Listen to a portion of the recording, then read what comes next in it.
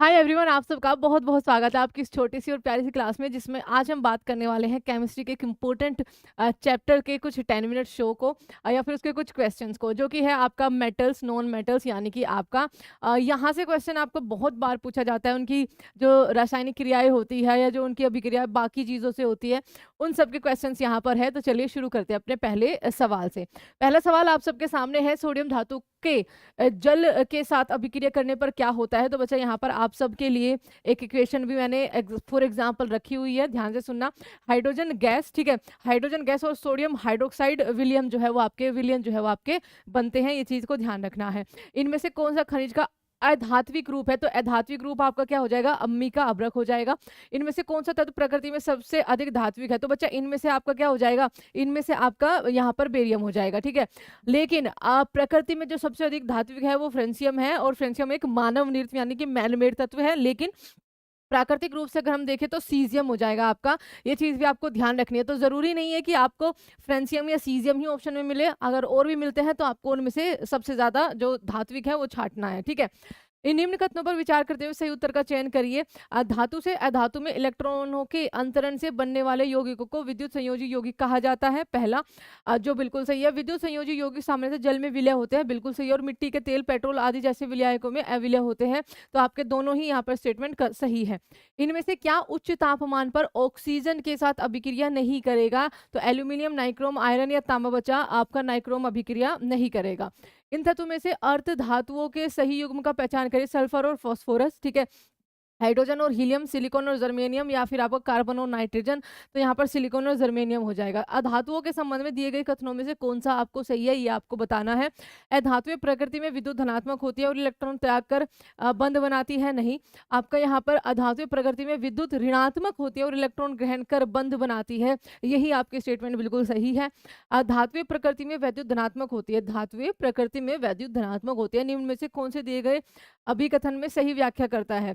धातुएं धनायन बनाने के लिए इलेक्ट्रॉन त्यागती है, ये चीज आपको ध्यान रखना है, ए ऑप्शन। धातुओं के संबंध में इनमें से कौन सा कथन सही नहीं है। सामान्य से धातुएं अम्लीय ऑक्साइड बनाती है, सही नहीं है, यही है बच्चा आपका ऑप्शन नंबर ए। निम्न में से किस धातु में संरक्षण के कारण, अच्छा संरक्षण के कारण हरे रंग की परत बनती है। तो बच्चे ये तांबे में बनती है, आपने कई बार देखा भी होगा, ठीक है, महसूस किया होगा तांबे को। तो यहाँ पर आप यहाँ देख लेंगे 2Cu+2H2O एक इक्वेशन है, प्लस CO2, ठीक है, plus oxygen equals to CuOH2 plus UCO3। हरे रंग ये आपको दिखाई देंगे दोनों के, ठीक है। अगला सवाल आप सबके लिए क्या है, किस धातु का अरूप एलोट्रोप विद्युत का सुचालक होता है। तो ये कार्बन का होता है, ध्यान रखना आपको। इनमें से किसका मुख्य रूप से फोटोवोल्टिक सोलर सेल बनाने के लिए उपयोग किया जाता है बच्चा, आपका यहाँ पर क्या हो जाएगा, सिलिकॉन, ठीक है, आंसर आपका ए ऑप्शन। इनमें से कौन सा धातु समूह इतना मृदु होता है कि इसे चाकू से काटा जा सकता है और इसका घनत्व कम और गलनांक निम्न होता है। लिथियम को कर सकते हैं, सोडियम को कर सकते हैं और पोटेशियम को कर सकते हैं, डी ऑप्शन आपका करेक्ट हो जाएगा। इनमें से कौन अधात्विक खनिज का उदाहरण है। अधात्विक बच्चा आपका लाइमस्टोन यानी कि चूना पत्थर। धातुओं के पतले तारों में खींचे जाने की क्षमता को क्या कहलाती है। तो बच्चा ये तन्यता कहलाती है, डक्टिसिटी कहलाती है। इनमें से कौन सा सामान्यतः अधातुओं का गुण नहीं है। तो इनमें से अधातुओं का गुण आपका यहाँ पर धूमिल और मंद भंगुर होते हैं, ठीक है। हल्के पदार्थ या चालक कंडक्टर, बच्चा बी ऑप्शन यहाँ पर है धातु के लिए। एल्यूमिनियम की सतह पर एल्यूमिनियम ऑक्साइड की एक मोटी परत बनाने की प्रक्रिया को क्या कहा जाता है, एनोडीकरण कहा जाता है, ये चीज आपको ध्यान रखनी है, बी ऑप्शन सही हो जाएगा। आगे है एनोडिजन प्रक्रिया में किस अम्ल का उपयोग किया जाता है बच्चा, तनु सल्फ्यूरिक अम्ल का किया जाता है। प्रकृति में पाए जाने वाले धातु के पोलिका को क्या कहा जाता है। तो इसको क्या कहा जाता है, मिनरल कहा जाता है, बी ऑप्शन। इनमें से कौन सा थोरियम का एक अयस्क है। थोरियम बच्चा मोनोजोइट रेट से आपको प्राप्त होती है। भारत बहुत बड़ा आपका एक तरह का ये उत्पादक है, बहुत ज्यादा भंडार यहाँ पर है केरल के तट पर। संरक्षण एवं जल लगने से बचाने के लिए लोहों पर किए जाने वाले विद्युत लेपन में किस धातु का उपयोग किया जाता है। तो जिंक का उपयोग किया जाता है, जस्ते का उपयोग किया जाता है। आगे इस्पात को कठोरीकृत करने के लिए किस रासायनिक तत्व का उपयोग किया जाता है। तो मैग्नीज का उपयोग किया जाता है। इनमें से कौन सा एक अलोह धात्विक खनिज नहीं है, अलोह जिसमें लोहे का अंश ना हो, अब्रक हो जाएगा, लेड, तांबा या बॉक्साइड बच्चा अब्रक आपका यहाँ पर सही जवाब होगा। इनमें से धातुओं और अधातुओं के बीच मध्यवर्ती गुण होते हैं, उपधातु कहलाते हैं। इनमें से किसे उपधातु के रूप में जाना जाता है? तांबा, आयोडीन, जर्मेनियम में कार्बन, जर्मेनियम आपका यहाँ पर सही जवाब हो जाएगा। इनमें से कौन लेड का अयस्क है? तो गैलेना जो है वो बॉक्साइट किसका हो जाएगा? एल्यूमिनियम का हो जाएगा। ठीक है, अगला सवाल आपके लिए, इनमें से कौन सा कमरे के ताप पर द्रव अवस्था में मौजूद एकमात्र अधातु पदार्थ है? दैट इज ब्रोमीन आपका, Br। पीतल किसका मिश्रण है? तो पीतल आपका जिंक और तांबा, इसमें 30% जिंक और 70% आपका तांबा होता है, ध्यान रखना। इनमें से कौन सा बहुपरमाणु का है? तो बहुपरमाणु का आपका सल्फर यानी गंधक हो जाएगा। निम्नलिखित में से कौन से धातु तत्वों की आवर्त सारणी में मौजूद सबसे हल्की धातु है? तो इनमें से क्या हो जाएगी? लिथियम हो जाएगी। लेंथेनाइट्स और एक्टिनाइट्स को डैश में कहा जाता है? तो बच्चा इनको इनर ट्रांजिशन एलिमेंट्स यानी कि आंतरिक क्या हो जाएगा आपका? संक्रमण तत्व कहा जाता है। इनमें से कौन सी धातु विद्युत की सुचालक होती है? तो ग्रेफाइट विद्युत की सुचालक हो जाएगा। पहली 4 धातु निम्नलिखित में से कौन सी है? तो लिथियम आपका यहाँ पर सही जवाब हो जाएगा। निम्नलिखित में से कौन सा पदार्थ समुद्र में प्रचुर मात्रा में उपलब्ध है और निश्चित कमी वाले रोग में उसका क्या होता है? एक निश्चित कमी वाले रोग में उपयोग किया जाता है, तो आपका सही जवाब हो जाएगा बच्चा आयोडीन। कौन से रोग में? घेंगा। ठीक है, उसकी कमी से कौन सा रोग होता है? गोटेर यानी कि घेंगा। बेरिलियम काफी हद तक डैश के समान है, तो बेरिलियम बच्चा एल्यूमिनियम के समान है काफी हद तक, आपने पीरियोडिक टेबल पढ़ रखी होगी, आशा ये है। इनमें से किससे अधिकतम संयोजी इलेक्ट्रॉन मौजूद होते हैं? आपका NeAl, Si या फिर आपका P। यहाँ पर फास्फोरस आपका सही जवाब हो जाएगा बच्चा। इसको Na लिख लेना, Na11, हाँ ठीक है, इसको Na कर लेना।